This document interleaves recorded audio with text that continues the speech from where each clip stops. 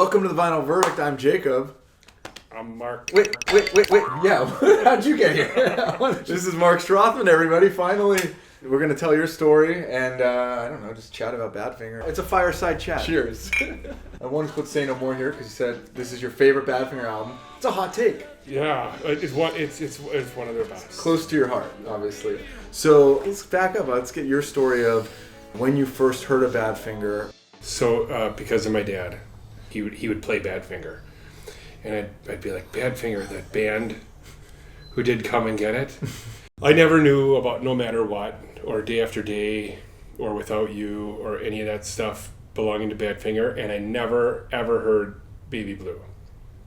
Which I'm really glad that I never did, because it would have driven me nuts, because I did try to get into Badfinger at times, but you couldn't get into them because you couldn't find the music anywhere. You'd have to get physical media, and it wasn't available.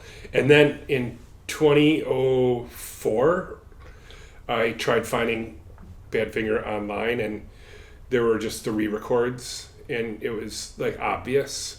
So I just passed on it then. But then, just like so many other people, I heard Baby Blue at the end of Breaking Bad, and my dad was there watching it with me, and he just was like, Badfinger, it's like in slow motion. And it was 2 weeks of like Baby Blue just right through your head. That's it. So from there, so you kind of took matters into your own hands, right? And pretty much. Yeah. So what's going on with Badfinger in Milwaukee? I would drive around to old locations with my kids, their babies, abandoned bars, old warehouses, stuff I thought might be where they were. It's kind of a little obsessive. I knew that they played I knew that they lived in Hales Corners. So I started working out in Hales Corners at the gym down there. And when you're in the hot tub there, you just like look out the window and see Hales Corners and think, it's just crazy. And then I started getting requests for go watch Joey perform and get back to him as like a mission from Dan, and I had to do that kind of stuff. And so when was the first time you saw Joey? Before. Oh. So before, like, Dan asked me to do like my first few things for him. I saw that Joey was playing in Dubuque at the Diamond Joe Moon River Amphitheater or something. Sounds like the kind of venue there. Yeah, and it was a casino, and I was front and center, like right in the balcony area where you could sit. I've seen every show, and up until that point, I didn't want to go see concerts anymore. I've been, front row center at Woodstock '99 from Chili Peppers. Well, that part sounds cool. The rest of it, maybe not. You had to listen to Jewel and Elvis Costello and Creed to get there. Wow. But I've done a lot of stuff where I didn't want to go to live shows anymore. I was just really, really over it. And so I was like so excited to see Joey. This is the guy. And he opens up with Baby Blue. And like the feeling that I had, which Joey was probably 68 at the time, it was just like seeing Pantera for the first time. It was nuts, but that feeling's just always Did you been talk there. to him after as well? Do you remember? Or? Yeah. Okay. So I had read that Joey was super approachable. I waited for him, and he said, "Hey, I got to run down to the bar." He ran down to the bar, and he comes running back up, and I was like, "Hey, I just wanted to say hi," and I got a picture of me and him. This is like before people did selfies. But that was just building blocks to getting to, and then Dan, like, messaged me. He's like, hey, you live near where these shows are going to be going on. Message this person about what they say they're doing and get to the bottom of it and then come back and tell me all the details, and stuff like that started happening. Did he have people like this ever? Like, did he kind of have, like, reconnaissance on every geography in the U.S. sort of doing this?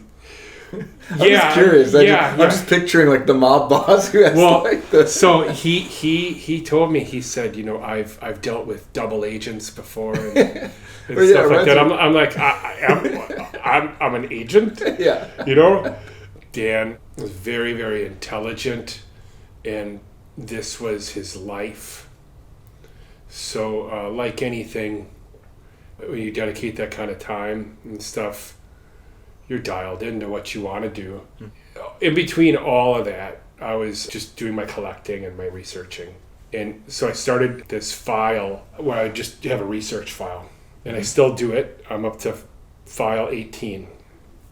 And it's called like Milwaukee Research. And it's on my desktop. It says like to Dan. And that's the name that I still put it in because I used to send him a USB with everything I could find. Wow. And there would be discoveries and all sorts of stuff. Dan would call me every like Christmas for like some kind of somebody selling something on eBay for Christmas money. Can you help me with this? So like if I could find something on eBay and send it to him, or Dan really likes sweets from Ohio. So I'd have to run around, you know, I'd go to all these grocery stores and stuff, and I'd find his favorite sweets and send it to him for his birthday or something like that. And we just became friends, and we started to talk more often. And then, he had other people, but I didn't know that he thought I was as good as I was because you didn't really get praise from him at all. But you get more work, which I guess was a good sign. Yeah. It was so... Looking back on it, it was so Karate Kid. It was wax on, wax off. When we were putting together Misunderstood, it's a really good example of how he was like that, because I would do the work while I was on the phone with him, uploading the album, and he was like, all right, time is mine. Now, what are you going to select for this? And because you can select, you know, regular song, cover, or instrumental. And so for Time Is Mine, you know, you got Dan breathing down your neck. So what are you going to do? What choice are you going to make? And I'm like, instrumental? And he's like, no. He's singing in the background, you know? And I was like, okay. So then he's like, all right, Pete's Escape. What's this? And I was like, this is an instrumental? Correct. My impersonation voice for Dan is always funny, but... He was really nice. That's how it felt. I miss those conversations and I miss those things. But he was just dead serious. Did you meet him in person then? Yeah, I met, this is a great story. I met Dan on 4th in Mission in San Francisco. I was there with my kids and my friend John. They all dropped me off at the Starbucks on 4th and Mission. And so I'm in the Starbucks at 4th and Mission, waiting for Dan Matovina. And I text him. I was like, hey, I'm at the Starbucks on 4th and Mission. And he's like, which one? Because there was one on every corner. Was there? Okay. Yeah. Interesting. That's crazy. But anyways, Dan comes out from like the employee entrance. Like so he came into Starbucks some secret way. And and then we're just talking, and then he was really nice and appreciative, and then he started like yelling really loudly about how important Pete Ham is and how people just... Not that strange for San Francisco though. No. People yell about things in coffee shops, that's normal. Well, yeah, like homeless people were looking at us. And the other thing about Dan that I probably missed the most is he was a scruffy dresser. Upset that I didn't out-scruff him because I can make Adam Sandler look homeless. That's hard to do. The second time I met him, I was just in like rags, you know, and then it was COVID, so we all had to wear masks and stuff. Across the street from where we were in 4th and Mission, there's like a food hall, and then he brought me all this stuff. And I was like, I have all that. I don't need any of this. We talked about planning for the future and doing more. And so we just talked about what that was going to look like. And then 2.5 years before he died, he told me he was sick. he only told a couple of people that. Yeah, and so we worked and planned on things together, and sort of for the book and for the music, started LLCs. And he knew that he was terminal, and so then there was only a set amount of time, so we really doubled down, and that's when I came out and saw him again. We hung out for a couple of days. I wanted to come out and see him again, and I had a plane ticket for that day, but when I came out that day, he had passed like 5 days before that.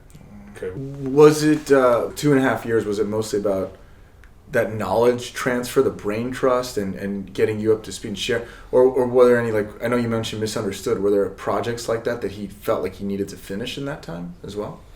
Yeah, so it was, I feel bad about this. Every week he was asking me for $500. It was like week 7.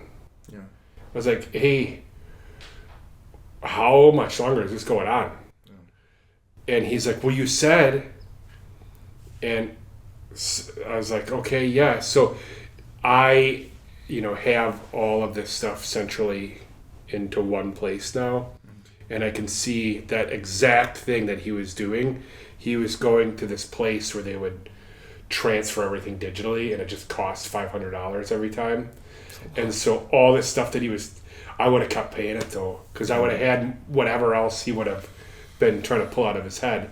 Yeah. So to answer your question, he was difficult about things, and so he would just kind of want to do what he was doing, and so you couldn't really tell him, hey, why do you do this, why do you do that? But what he was doing is just making sure everything was all lined up, and then I would be able to see everything pretty good. And get the research, get things organized, yeah. Because also, he would just talk to everybody individually, and I didn't start talking to Tom or Kevin until right at the end. So I didn't even know. It's like when he dies, it's like I'm just dropped into this world. And you had been, so maybe you hadn't spoken to the other people, behind the scenes, but you'd been doing research and reaching out to people who had crossed paths with Badfinger or even been in Badfinger, right? So that had become normal to you, right? You meant so Adam Allen was the first person, or who was the first? Yeah, so I read the book. I saw the name Dan Matovina, the Maple Leaf, Francis Glover books, and I looked at the book and I was like, I gotta talk to Adam Allen. So in Manawa, Wisconsin is my mom's hometown. It's a town of 750, and it's in the middle of nowhere. And Badfinger played there because John Cass and John Mangold worked together to get them these shows. And they had that show, and it was the last show, July 31st, 1982.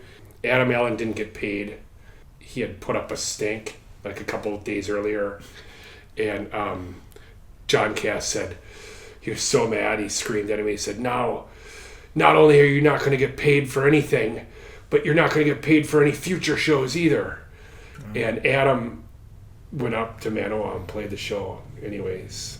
It was just so cool. Yeah. So anyways, I found out everything I could about this show, and I met with John Mangold, and he told me that he had a cabin up there and he just wanted to see Badfinger play on the weekend. But anyways, I'm glad it all happened because I went up there, and me and my band, we played a tribute show with another punk rock band called Lion Slicer. They're awesome. A punk rock version of Timeless and Ringside. We ran commercials, newspaper ads. So anyways, the whole thing, is Dan. That's how Dan found out about me. That's it. That was my big contribution. Yeah.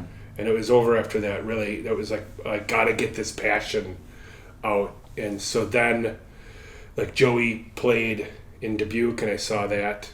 Yeah. And then from there, spy missions. Yeah. Maybe just something what's kind of been your maybe biggest passion project, or so far the thing you're most proud of since you've been taking things on? I am myself. Really? And head first. I think I remember, what we were talking about, how has this changed? How do I feel differently? I would say I'm like protective. Like I don't look at Mike Gibbons like in a video like the same way I ever used to. I just see him as like an equal to all those guys. Yeah. There's also this whole belittling these guys between camps of people who are passionate fans about the band. And so to be able to take a step back from all of that and just look at these guys as like the people and the people that we work for and try to help celebrate and do everything we can for.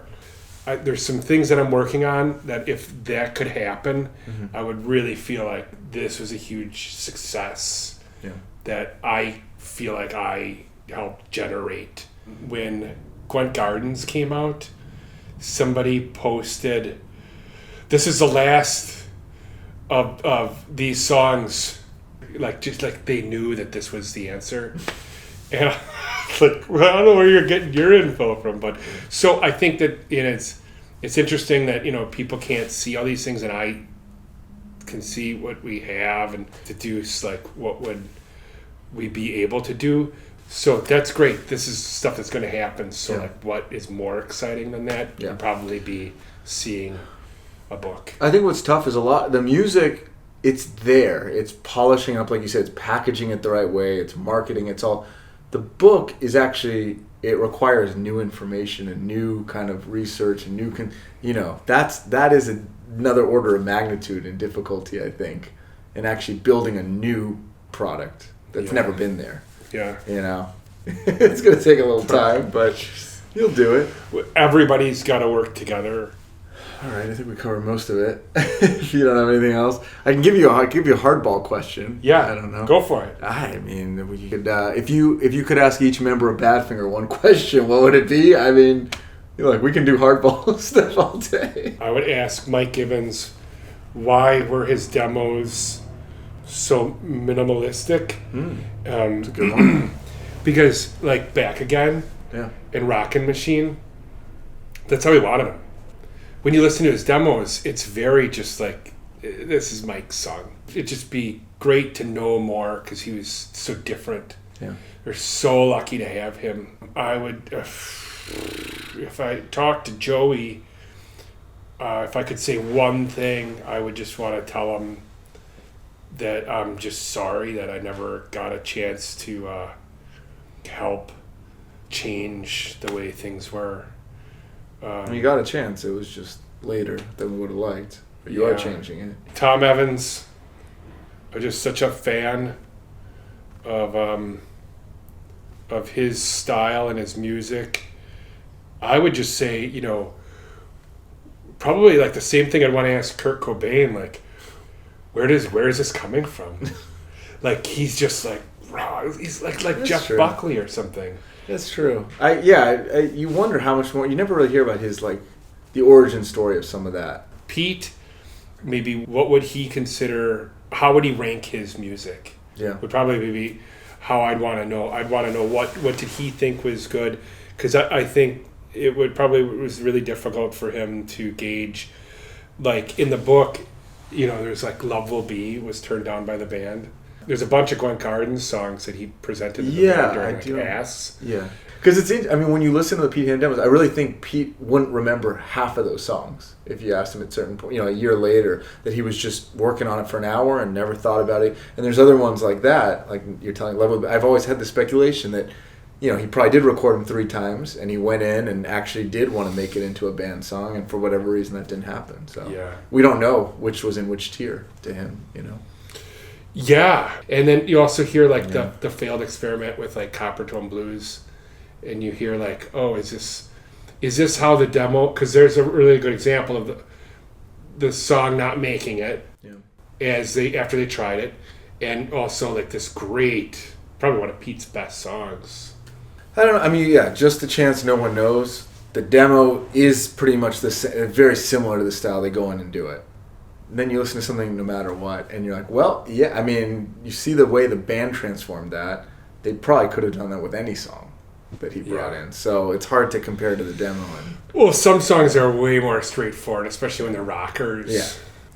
What's Like just turn the table. It's like, I think we ran out of footage. I think we have to stop the recording. What was my question is what's your take on the Dan stuff? Looked at it. Yeah, okay. I'll give you I'm going to skip the historiography and just give you what I was thinking during most of the time, which was he was the representative for Badfinger. There's no denying that growing up. I mean, he was a divisive figure because I was on, the forums and I would, you saw that some people didn't agree with what he was doing, but nobody else was doing it. Nobody else could go to VH1 and get that produced. This is the guy who let us hear, what Pete Ham was working on at home with a guitar. It just seemed like he had a way of actually getting things to the fans that no one else was able to do.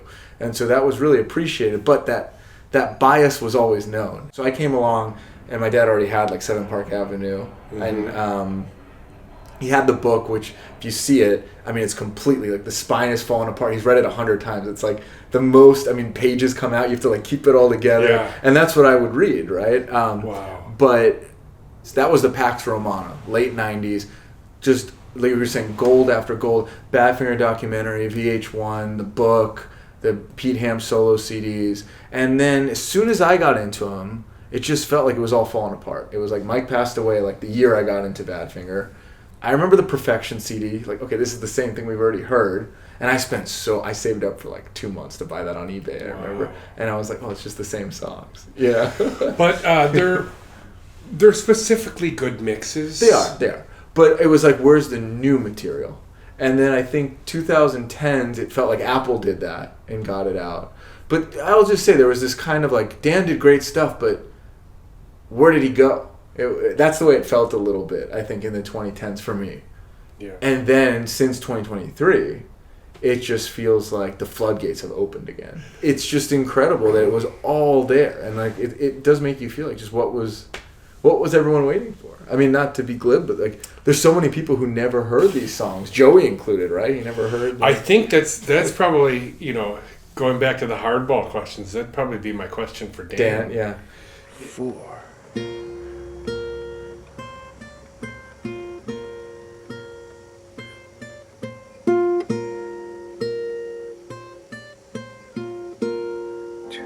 Well, I can't forget this evening and your face when you were leaving, but I guess that's just the way the party goes.